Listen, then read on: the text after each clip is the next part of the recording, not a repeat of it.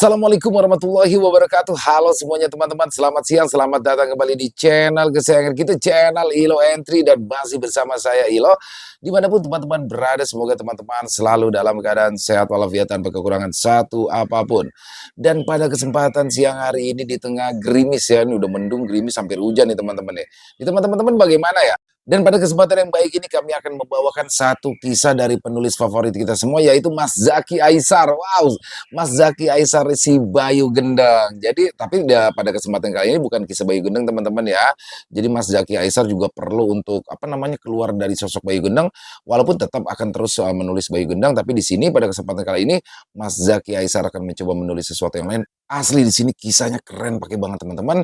Tapi sebelum kita masuk ke dalam kisahnya, buat teman-teman mungkin yang baru bergabung, kami ucapkan selamat bergabung. Jangan lupa diklik dulu tombol subscribe-nya, lonceng notifikasi yang juga dinyalakan agar teman-teman selalu mendapatkan notifikasi dari konten-konten yang akan kami upload di setiap harinya. Dan untuk channel Ilo Entry ini kami upload setiap hari teman-teman ya, setiap siang jam 12 siang waktu Indonesia bagian Barat. Dan gak pakai berlama-lama lagi, siapin dulu kopinya, siapin cemilannya, ambil posisi terbaik dari halaman belakang rumah Bang Ilo. Kita menuju ke Jawa Timur.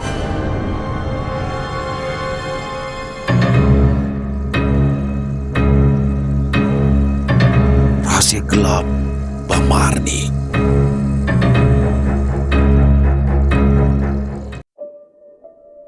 Jawa Timur, sekitaran tahun 2000.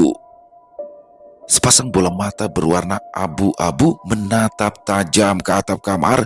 Kantong mata kendur nampak menggantung di bawah matanya. Raut wajahnya penuh keriput dimakan usia. Tak diraukannya, para manusia yang berdiri melingkar di samping ranjangnya, rambut panjangnya memutih. Sesekali dibelai oleh perempuan parubaya yang terus-menerus menangis di sampingnya. Jari jemari yang kurus-kurus keriput diusap-usap oleh seorang bapak-bapak berusia 40 tahunan dengan lembut. Sesekali bapak itu mendekat, membisikkan doa-doa dari potongan ayat suci ke telinganya. Namun apapun yang ia dengar dan ia rasakan sepertinya tak membuatnya bergeming. Ia masih terbaring mematung dengan mata terbelalak menatap ke atas. Tubuhnya kurus, seperti hanya tulang belulang yang terbalut kulit tanpa daging. Sesekali bibirnya bergetar entah mengucap apa. Di luar kamar terdengar paduan suara tinggi rendah melantunkan ayat suci yang dibacakan secara bersama-sama. Terlihat banyak orang duduk bersila memenuhi ruang tamu rumah besar itu. Mereka membacakan surah Yasin bersama-sama. Malam itu terhitung sudah lebih dari 5 bulan lamanya Mbak Marni tergolek lemah di atas kasur. Padahal sebelumnya beliau adalah wanita tua yang sehat dan hampir tak pernah mengalami sakit sepanjang hidupnya. Namun suatu malam sekitar 6 bulan yang lalu, Mbak Marni tiba-tiba ditemukan kaku di kamarnya. Matanya terbelalak dan mulutnya menganga. Entah dia menderita sakit apa, karena setiap dokter yang didatangi selalu mengatakan bahwa beliau sehat-sehat saja. Hasil medical check up pun bagus, mulai dari darah hingga hasil radiologi pun tadi ketemukan sesuatu yang janggal. Keluarga Mbak Marni terkenal kaya raya. Mereka memiliki peternakan sapi besar dan juga sawah yang membentang luas, sehingga berapapun biaya pengobatan Mbak Marni tak jadi soal bagi keluarganya. Sudah tak terhitung dokter, tabib, hingga pakar pengobatan alternatif didatangi, namun hasil yang baik bagi Mbak Marni tak kunjung mereka dapati. Mbak Marni 2 kali menikah. Dari suami pertamanya Agus, dia mempunyai 2 orang anak, yaitu Darman dan Ningsih. Setelah Agus meninggal dunia pada akhir tahun 1965, Mbak Marni menikah lagi dengan duda beranak 3 yang juga teman baik Agus yang bernama Hartoyo. Hartoyo memiliki 3 anak dari istri pertamanya yang telah meninggal saat melahirkan anak ketiganya. Ketiga anak Hartoyo bernama Prapto, Narto, dan Parwoto. Hartoyo juga mempunyai seorang anak laki-laki dengan Mbak Marni yang bernama Baskoro. Sayangnya, Hartoyo dan ketiga anaknya telah meninggal beberapa tahun yang lalu, sedangkan Baskoro, anak dari Mbak Marni, sekarang merantau ke Sumatera. Mbak Marni kini dirawat oleh kedua anak dari suami pertamanya, yaitu Darman dan Ningsih. Setelah usaha mereka membawa Mbak Marni ke pakar pengobatan nihil, Darman menduga mungkin saja sakit yang diderita oleh Mbak Marni diakibatkan oleh ilmu sihir. Sehingga Darman memutuskan untuk mengundang kiai dan jamaah masjid di kampungnya membacakan surah Yasin untuk kesembuhan Mbak Marni. Darman berharap bacaan surah Yasin dapat meringankan sakit Mbak Marni jika memang sakit itu diakibatkan oleh ilmu sihir. Sebenarnya, sebagian perasaan Darman sudah pasrah jika Mbak Marni pada akhirnya harus meninggal dunia. Yang terpenting baginya, si ibu tidak terus-menerus tersiksa dengan penyakit anehnya. Malam itu, hari pertama diadakan yasinan di rumah Mbak Marni. Kata Kiai Sarno, kemungkinan acara yasinan itu akan diadakan selama 7 malam berturut-turut. Meski lantunan ayat suci telah dibacakan, sepertinya tidak berpengaruh banyak kepada wanita tua berusia 63 tahun itu. Dia masih terdiam kaku seperti malam-malam sebelumnya. Di kamar Mbak Marni terbaring telah berkumpul keluarga Mbak Marni, mulai dari anak, menantu, dan juga cucu-cucunya. Ada pula para tetangga yang juga menjadi orang kepercayaan keluarga Mbak Marni turut hadir di kamar itu. Darman, memang ibumu sebelumnya kenapa? Kok bisa tiba-tiba sakit kayak gini? Tanya Sarino, tetangga mereka. Darman diam sejenak. Dia mengusap titik air mata yang membasahi matanya. Saya sendiri kurang tahu, Pak. Hanya saja saat itu ibu pesan sama saya, "Le, dengarkan ibu. Nanti apapun yang terjadi pada ibu, jangan sampai Baskoro pulang kampung." Nah, begitu pesan ibu pada saya. Seolah beliau tahu kalau akan terjadi sesuatu padanya. Dan bodohnya, saat itu saya tidak bertanya lebih lanjut, jawab Darman sambil matanya menatap ibunya yang tergolek di kasur. Jadi sampai sekarang itu si Baskoro udah tahu kalau ibunya kayak gini, sambung Sarino. Darman hanya menggeleng pelan, pertanda ia membenarkan ucapan dari Sarino. Kok aneh yo? Kenapa ya? Ujar Sarino bertanya-tanya. Wes, usah sok kayak dukun, Pak. Mungkin itu cuma pesan saja dari Mbak Marni yang memang sudah ngerasa kalau dia bakalan sakit dan tidak mau membuat anaknya khawatir, sahut Misiem, istri dari Sarino. Suara alunan surah Yasin masih terdengar nyaring. Sudah 2 kali surah Yasin dibacakan malam itu. Memang anjuran dari Kiai Sarno, bacaan Yasin diulang hingga 3 kali setiap malam. Setelah selesai 3 kali membaca, masing-masing orang yang membaca Yasin akan meniupkan doa ke sebuah gelas yang berisi air. Kemudian air itu nantinya akan diminumkan kepada Mbak Marni.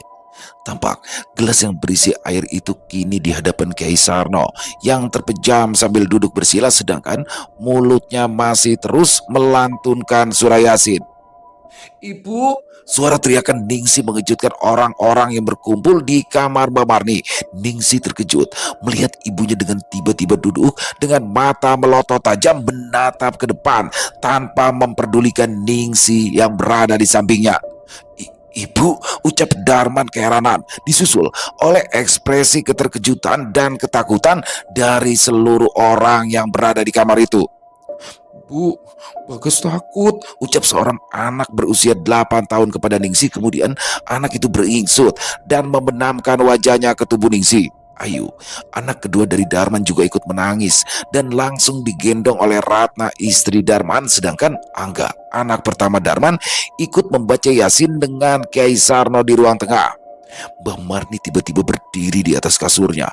Pemandangan itu membuat semua orang semakin keheranan dan ketakutan. Pasalnya, Mbak Marni yang sudah 6 bulan terbaring kaku tak bisa bergerak, mana mungkin tiba-tiba saja berdiri tegak layaknya orang yang sehat bugar. Mbak Marni menggunakan daster berwarna putih, rambutnya putih panjang terurai sepinggang, sebuah perpaduan yang membuat wanita tua itu semakin terlihat menyeramkan. Lalu Mbak Marni berjongkok di atas kasurnya, kepalanya menoleh perlahan dan matanya memandang satu persatu orang yang hadir di kamarnya. Tatapan matanya tampak jahat dan mengerikan, berpadu dengan senyuman lebar yang tersungging di bibirnya, membuat siapapun akan meremang jika menatapnya saat ini. Kini kepalanya menggeleng pelan, disusul bibirnya bergetar bersenandung pelan sebuah langgam berbahasa Jawa kuno. Lampu bolam bercahaya kuning yang terpasang di langit-langit kamar berkedap-kedip saat Mbak Lastri mendendangkan langgam itu kepalanya. Kini semakin cepat menggeleng ke kanan dan ke kiri, membuat wanita itu semakin tampak mengerikan.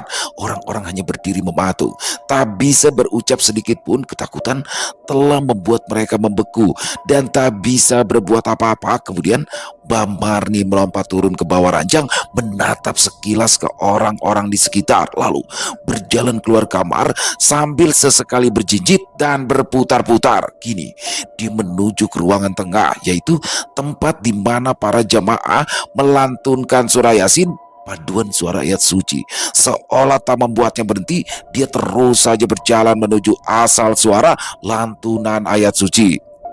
Dia menjebakkan ke lampu pembatas ruang tengah, lalu dia muncul begitu saja di tengah orang-orang yang sedang berkumpul membacakan Yasin untuknya. Mbak Marni kini telah berdiri di tengah-tengah orang-orang yang sedang berkumpul membaca surah Yasin itu. Kemudian Mbak Marni mulai menari-nari, berputar-putar dan berlenggak-lenggok layaknya penari gambyong sambil mendendangkan langgam dengan keras, seakan dia ingin mengalahkan kerasnya bacaan Yasin. Satu persatu orang yang membaca Yasin mulai terdiam. Mereka ketakutan melihat Mbak Marni yang kini tampak menyeramkan. Tak lama kemudian suara alunan surah Yasin mulai senyap. Hanya tertinggal Kiai Sarno yang masih bertahan membaca Yasin. Mbak Marni tiba-tiba terdiam. Dia tak lagi menari-nari. Kini dia berdiri mematung. Kemudian kepalanya menengok ke arah Kiai Sarno yang duduk di sampingnya sambil masih terus membaca surah Yasin. Mbak Marni hanya menolehkan kepalanya ke arah Kiai Sarno, sedangkan badannya masih kaku menghadap ke depan, matanya tajam menatap Kiai Sarno dan senyum mengerikan tersungging dari bibirnya. Kemudian Mbak Marni tertawa melengking keras sekali hingga beberapa orang menutup telinganya karena saking takutnya mendengar suara tawa dari Mbak Marni.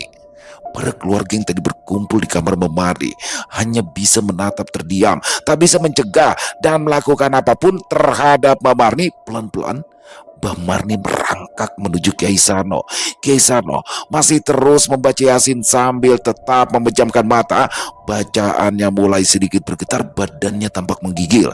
Dan ketika Kiai Sarno membuka mata, wajah Mbak Marni telah berada di hadapan matanya dengan senyuman lebar yang tersungging di bibirnya. Kiai Sarno terkejut bukan kepalang. Dia sampai hampir ambruk ke belakang. Kiai kampret, umurmu berapa? Berani-beraninya kau melawanku. Kau kira bacaanmu mempan? Orang ngaruh, orang tedas, hatimu penuh ketakutan. Mana mungkin bacaanmu itu bisa mempengaruhiku? Ucap Mbak Marni sambil tertawa melengking. Astagfirullah, astagfirullah, ucap Kiai Sarno pelan dan berulang-ulang sambil menguatkan hatinya agar tak gentar berhadapan dengan sosok Mbak Marni. Astagfirullah, astagfirullah. Rangaruh, ujar Mbak Marni menirukan ucapan Kiai Sarno dengan keras menggunakan nada yang meledek. Kiai Sarno tercekat, keringat dingin mengucur di keningnya. Dia kemudian beringsut ke belakang, menjauh dari wajah Mbak Marni yang sangat dekat di depan matanya. Kemudian Mbak Marni mengambil gelas di hadapan Kiai Sarno. Sesaat ia mengamati gelas berisi air itu, kemudian meminumnya sampai habis, lalu krak, Mbak Marni mengunyah gelas itu tepat di depan wajah Kiai Sarno. Kemudian ia memakan pecahan gelas beling itu tanpa ada luka sedikit pun di bibirnya. Beberapa pecahan beling itu diludahkan ke depan Kiai Sarno sambil Mbak Marni terus merangkak mendekat ke arah Kiai Sarno. Kiai Sarno terus beringsut mundur. Dia ingin bangkit dan melawan, namun aura mengerikan dari Mbak Marni membuat ia tak mampu bangkit. Sejurus kemudian, dari depan rumah besar itu muncullah sesosok kakek tua memakai peci hitam dan baju hitam.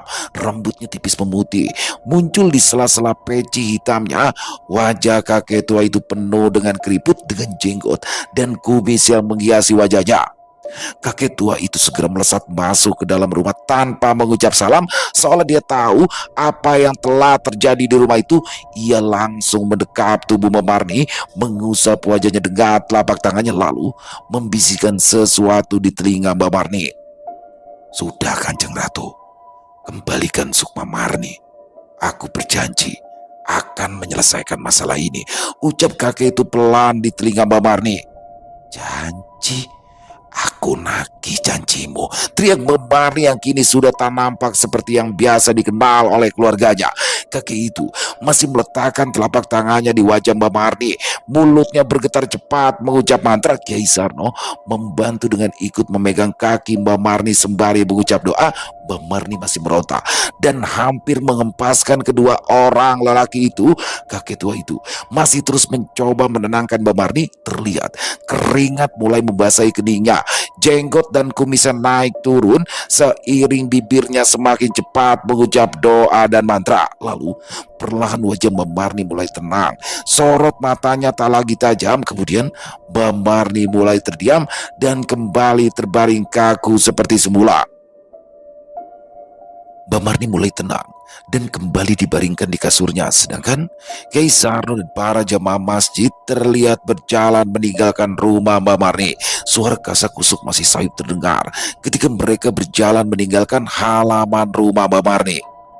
Tadi ibu saya itu kenapa, Mbak?" tanya Darman kepada sosok kakek tua yang datang secara misterius. Kakek itu bernama Darmanto, atau orang kampung sering memanggilnya Bamanto. Bamanto adalah seorang paranormal yang cukup disegani di kampung itu. Bamanto hanya menggeleng pelan. Sesekali dia mengelus-ngelus jenggotnya yang memutih. Dia tampak berat mengucap kata. Matanya beberapa kali menatap wajah Mbak Marni yang kini kembali tampak kaku dengan bola mata yang melotot ke atas. "Gimana ya, Lek? Saya belum bisa mengatakan hal ini pada kalian. Terlalu berat masalah ini. Saya tak menyangka bakal berakhir seperti ini. Dan apa yang terjadi kepada ibumu itu adalah pilihannya sendiri," jawab Memanto berteka-teki. Derman mencoba menebak-nebak maksud Memanto. Dia ingin mengetahui lebih banyak rahasia yang disembunyikan oleh orang tua itu.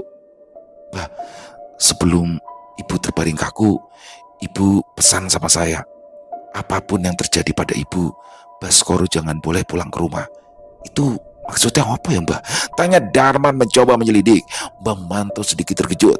Tanpa dia sadari, bola matanya melebar seolah ia teringat sesuatu yang penting. "Iya, Le, Baskoro itu adalah kuncinya.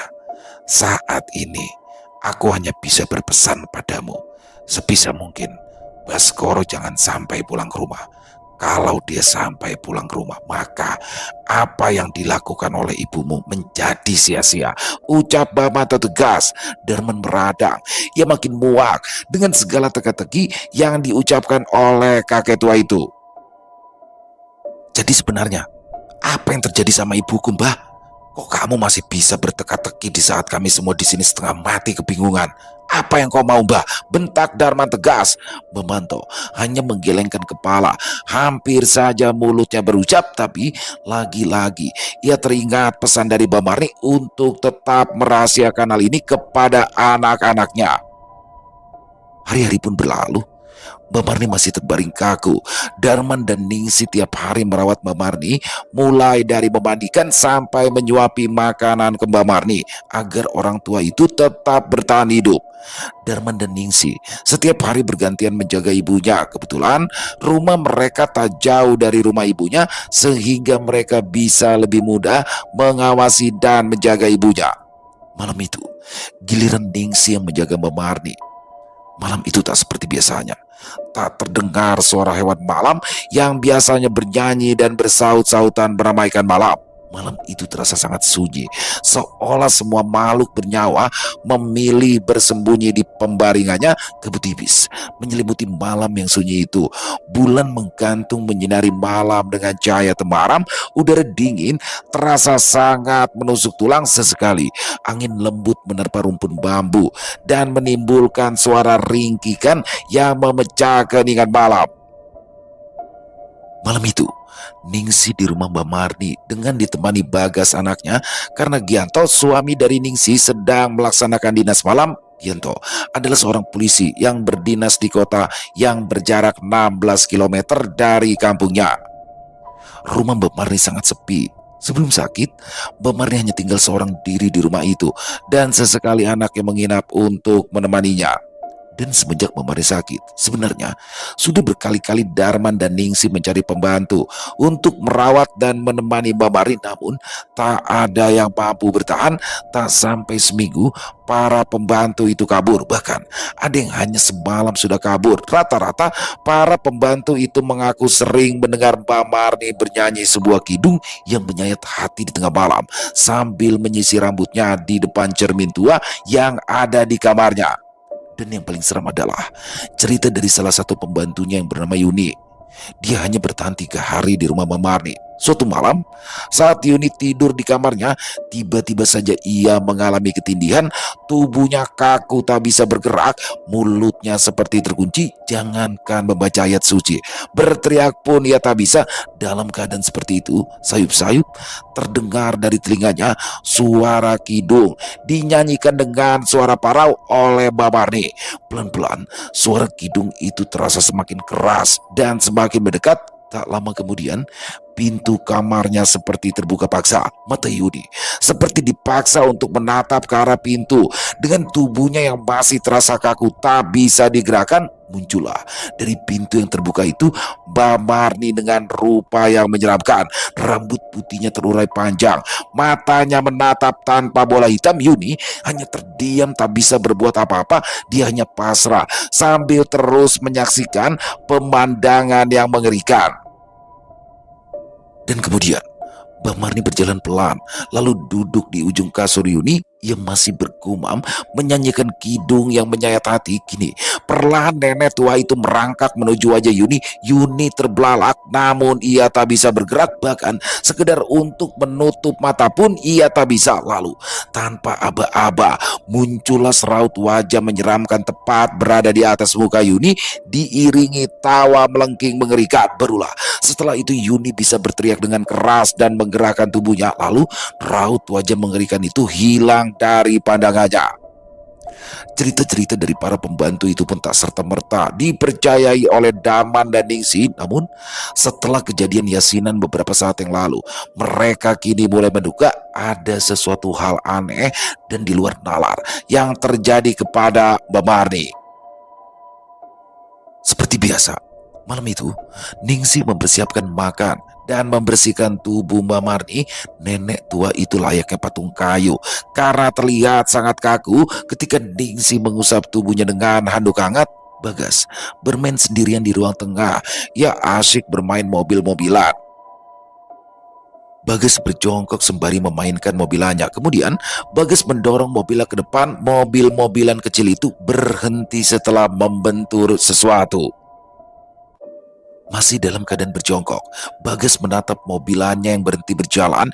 Ia melihat sesosok kaki yang berbalut kain jarik menghalangi mobilannya untuk melaju. Kaki itu tidak memakai alas, warna kulitnya putih pucat kebiruan, seolah tak ada darah mengalir di kulitnya. Pelan-pelan Bagas mengarahkan pandangannya ke atas. Dia sangat ingin tahu siapakah pemilik kaki pucat yang berdiri di depannya. Dan kini nampak di depan matanya sesosok wanita berkebaya hijau tua dengan rambut yang disanggul. Seluruh matanya putih dan ia tersenyum lebar hingga senyumannya hampir sampai ke telinga. Lidahnya seperti lidah ular yang menjulur-julur. Dia memiringkan kepalanya sambil lidahnya masih terjulur. "Ayo, mau kemana kamu, Le? Kamu mau gak ikut Bude? Ucapnya sambil menatap mata Bagas dengan kepalanya yang masih miring ke kiri. Bagas tercekat, dia sangat panik. Ia merasakan tenggorokannya seperti tersumpal oleh sesuatu. Dia mencoba berteriak, tapi tak bisa mengeluarkan suara. Keringat membasahi tubuh dan keningnya. Ayo, ikut Bude. Gak usah takut, dijamin enak kalau sama Bude. Ayo, ayo le. Ucap wanita menyeramkan itu disertai tawa mengigik.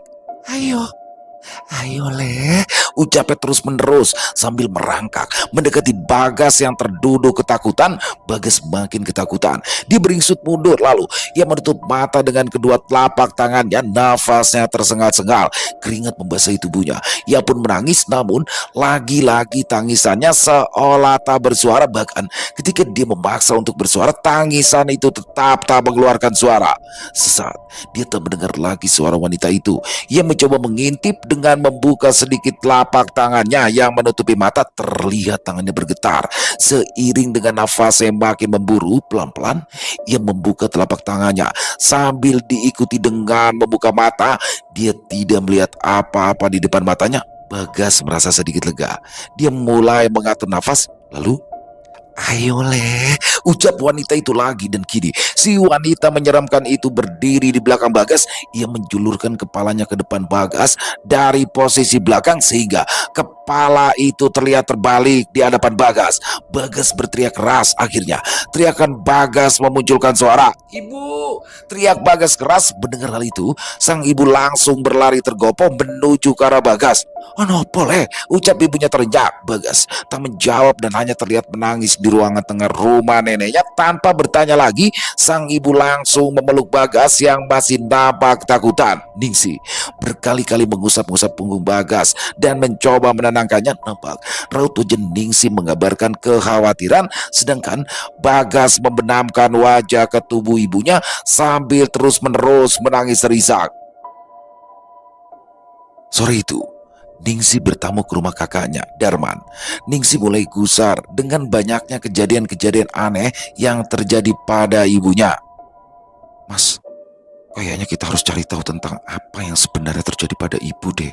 Ini jelas loh, ada sesuatu hal yang aneh yang ditutupi sama ibu. Ucap Ningsih mulai berbicara dengan wajah penuh kekhawatiran.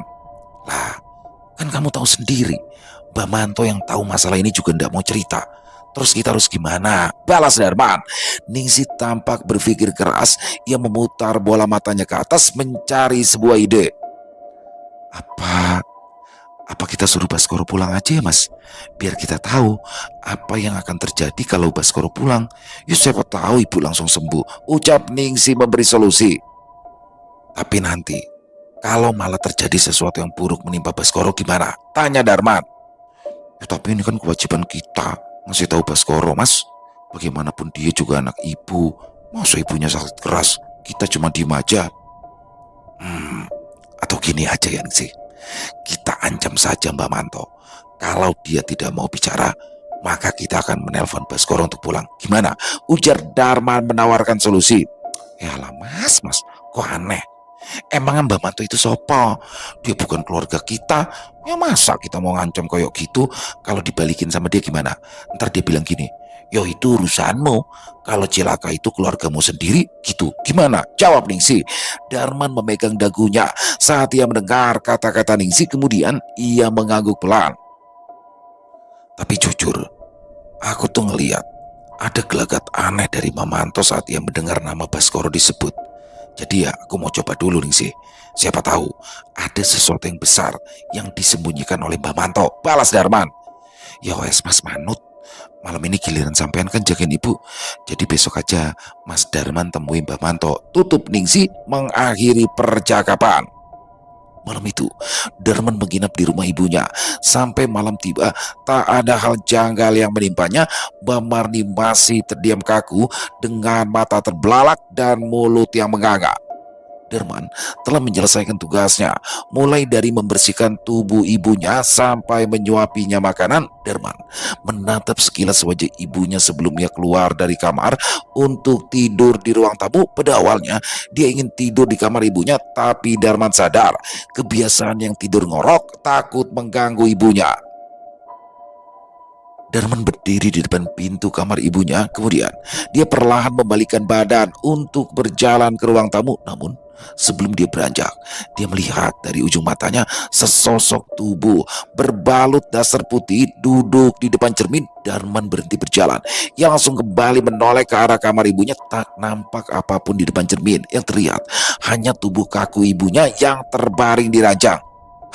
Mungkin aku cuma berhayal, gumamnya dalam hati.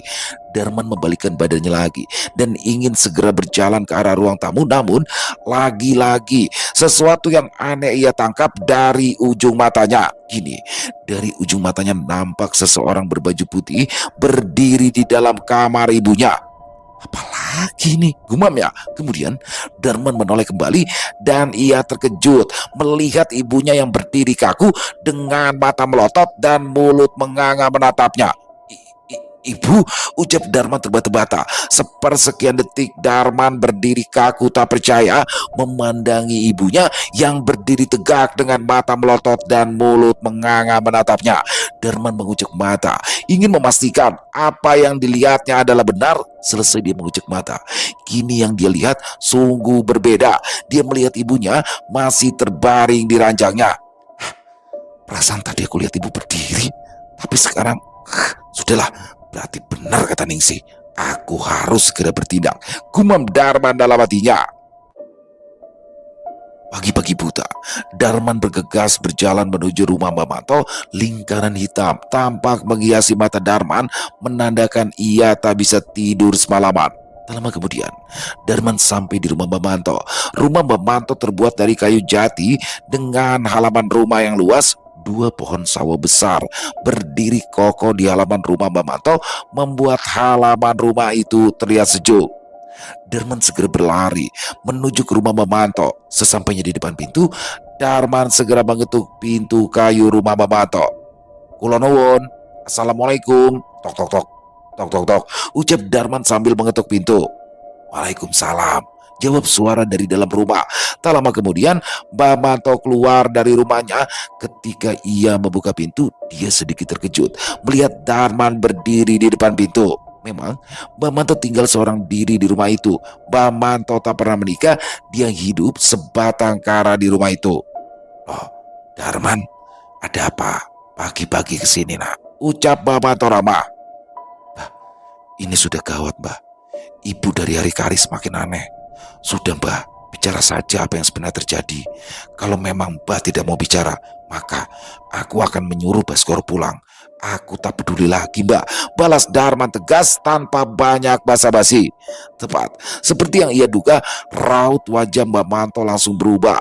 Ketika nama Baskoro disebut, Mbak Manto tampak khawatir dan langsung panik. Mbak Manto terdiam. Dia tampak berpikir tentang langkah apa yang harus diambil kali ini. Sesekali ia menatap wajah Darman yang nampak sangat kelelahan dan penuh dengan kesedihan. Mbak Manto merasa pasti Darman sangat terpukul dan merasakan kesedihan yang luar biasa dengan apa yang terjadi pada ibunya. Iyoleh, Mbak akan cerita. Tapi jangan sampai kamu ceritakan ini ke banyak orang, terutama pada Baskoro. Aku tidak mau anak itu tahu masalah ini. Ayo masuk, Mbah akan menceritakan semuanya padamu, ucap Manto sambil mempersilakan Darman masuk. Setelah masuk ke rumah, Darman mengedarkan pandangannya untuk melihat-lihat rumah Mbak Manto. Kemudian ia duduk di kursi rotan di tengah ruangan. Mbak Manto masuk ke dalam sebuah ruangan di dalam rumahnya. Kemudian kembali lagi dengan membawa 2 gelas kopi. Setelah menghidangkan kopi itu, Mbak Manto menjulut sebatang rokok dan kemudian membuka percakapan. Jadi, kisah ini dimulai pada tahun 1960 nak. Ketika aku, Agus bapakmu dan Hartoyo bapak tirimu bertemu dengan ibumu. Ibumu dulu, itu adalah seorang gadis yang sangat cantik. Dia adalah seorang penari gambyong yang terkenal di daerah Madiun dan sekitaran. Ucap membantu membuka cerita. Jawa Timur, sekitar tahun 1960-an. Agus, Darmanto, dan Hartoyo adalah tiga pemuda yang berteman baik. Mereka sering menghabiskan waktu bersama. Mereka saling kenal karena mereka bertiga tergabung ke dalam sebuah partai politik yang berlambang palu dan arit yang sangat terkenal kala itu. Suatu kali, setelah pertemuan di sebuah kota di Jawa Timur, Hartoyo mengajak kedua temannya untuk berjalan-jalan mengelilingi kota itu. Enakan kota ini? Gak kayak di kampung kita, sepi, ucap Hartoyo kepada kedua temannya. Ya tapi tetap, bagaimanapun yang paling nyaman, ya tinggal di kampung kita sendiri. Kota ini terlalu rame, kurang nyaman kalau untuk tinggal, balas Agus. Encul, dus, lihat itu, kayaknya ada pertunjukan, ucap Darmanto kepada kedua temannya dengan nama julukan yang memang biasa dia ucapkan. Kayaknya Gambyong itu, Pleng. Biasanya kalau Gambyong itu yang nari cantik-cantik loh, balas Hartoyo. Ketiga remaja itu segera berjalan ke arah pertunjukan Gambyong itu. Tari Gambyong adalah tarian khas Jawa yang biasa dilakukan untuk menyambut tamu karena memang saat itu kebetulan banyak petinggi partai berkumpul sehingga banyak pertunjukan untuk menghibur para petinggi partai. Mata ketiga remaja itu seolah tertuju kepada satu gadis yang teramat cantik. Matanya memancarkan aura anggun yang dapat membius lelaki manapun. Cara dia menari seolah membawa penontonnya untuk tak berkedip dan terus memandanginya tanpa henti. Perpaduan lekuk tubuh yang indah dengan wajahnya yang rupawan membuat ketiga pemuda itu tak henti-hentinya berdecak kagum. Tahu, jika ia diperhatikan dengan seksama oleh mata-mata pemuda yang terpesona, si gadis penari itu dengan genitnya memberikan kedipan mata yang membuat para pemuda itu makin meleleh hatinya. Dian tenan, kok ada ya gadis secantik itu? Ucap Darmanto heran. Yo, beruntung banget laki-laki yang bisa dapetin dia, balas Agus. Ya laki-laki itu adalah aku, dus, ucap Hartoyo penuh percaya diri. Wah, gak mungkin Jul, ora pantes blas, balas Agus. Aku itu toh rela gadein tanah mbahku untuk bisa nikahin dia, cok, ucap Darmanto menyela. Kemudian Hartoyo merangkul kedua temannya. Lalu dengan mata yang masih menatap gadis penari itu, Hartoyo berkata, "Wedus, Topleng, dengarkan aku. Mulai hari ini, kita akan bersaing untuk mendapatkan dia. Kita bersaing secara sehat. Kita ini orang terpelajar dan kader dari partai besar. Jadi malu dong kalau berantem hanya demi seorang gadis. Gimana? Setuju ora?" Ucap Hartoyo menawarkan tantangan kepada kedua sahabatnya itu. "Setuju, Jul. Lawanku enteng kalau cuma kalian berdua." Ucap Agus. "Ya aku jelas gak mau kalah sama kalian. Wedus sama Panjul enteng bagiku," umam Darmanto dalam hatinya. Dia hanya menganggukkan kepala pertanda menyetujui tantangan Hartoyo alias Panjul. Mereka bertiga saling menepuk tangan, tanda mereka telah setuju dengan tantangan yang dibuat oleh Hartoyo. Hari demi hari berganti, mereka bertiga saling bersaing, mendekati si penari yang bernama Sumarni. Marni tinggal tak jauh dari kampung mereka, sehingga mereka bisa dengan mudahnya mendekati Marni. Segala cara dan segala jurus maut mereka kerahkan untuk dapat menaklukkan hati Marni. Semakin lama, mereka semakin keras bersaing mendapatkan gadis itu, dan tanpa sadar, dalam hati mereka kini mulai muncul bibit-bibit kebencian sehingga persahabatan mereka mulai merenggang. Seiring waktu berlalu, ternyata Marni lebih cenderung menyukai Agus. Hubungan mereka pun semakin dekat sehingga membuat Darmanto dan Hartoyo mulai terpinggirkan. Melihat ada peluang lagi, Darmanto pun mundur teratur dan lebih memilih merajut pertemanan lagi dengan Agus yang sempat merenggang. Sedangkan Hartoyo masih keras kepala. Hingga puncaknya Marni menolak dengan tegas Hartoyo di depan Agus dan Darmanto. Ucapan Marni ini membuat Hartoyo sakit hati, dan tak lama kemudian Hartoyo menghilang entah kemana. Setahun berlalu, Agus akhirnya menikahi Marni. Agus juga mendengar kabar bahwa Hartoyo sudah menikah lagi dengan seorang gadis anak di daerah Jawa Tengah. Sedangkan Darmanto sendiri, ia memilih hidup seorang diri. Dalam hatinya, dia tak bisa menduakan cintanya kepada Marni meskipun cinta itu bertepuk sebelah tangan. Agus dan Darmanto masih aktif di partai itu. Sedangkan Hartoyo semenjak menghilang, dia tak lagi nampak di setiap acara partai. Tahun 1965 akan dikenang sebagai tahun yang kelam bukan hanya bagi Indonesia, tapi juga bagi Agus, Darmanto, dan Marni. Pasca meletusnya peristiwa G30S, semua orang yang terlibat dan tergabung dalam partai yang kini terlarang itu dicari dan ditangkapi oleh pemerintah tiap malam. Satu persatu desa didatangi sekelompok tentara bersenjata lengkap dengan menggunakan truk-truk besar. Banyak yang tidak kembali setelah ditangkap, bahkan ada yang tak diketahui rimbanya.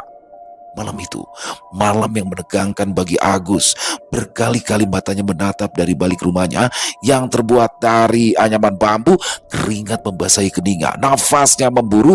Nampak Marni ikut panik sambil menggendong Ningsi, anak keduanya yang masih kecil. Sedangkan Darman tampak ketakutan dan memeluk kaki ibunya.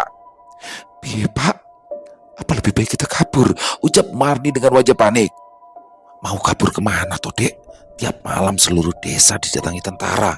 Kalau kita kabur ya malah kita kena operasi jam malam. Yang penting ketika kita diinterogasi, kita tetap tenang dan diam. Aku yakin warga lainnya tidak akan mengatakan kalau aku ini salah satu kader partai," ucap Agus mencoba menenangkan Marni. Tak lama berselang, sorot lampu terang dari sebuah truk besar menembus sela-sela dinding bambu rumah Agus. Suara gemertakan roda truk yang menggilas tanah berbatu membuat malam sunyi itu semakin terasa mencekam. Agus kembali mendekatkan matanya ke sela dinding bambu rumahnya. Sesekali wajahnya tersorot cahaya lampu truk sehingga terlihat keringat yang membasahi keningnya.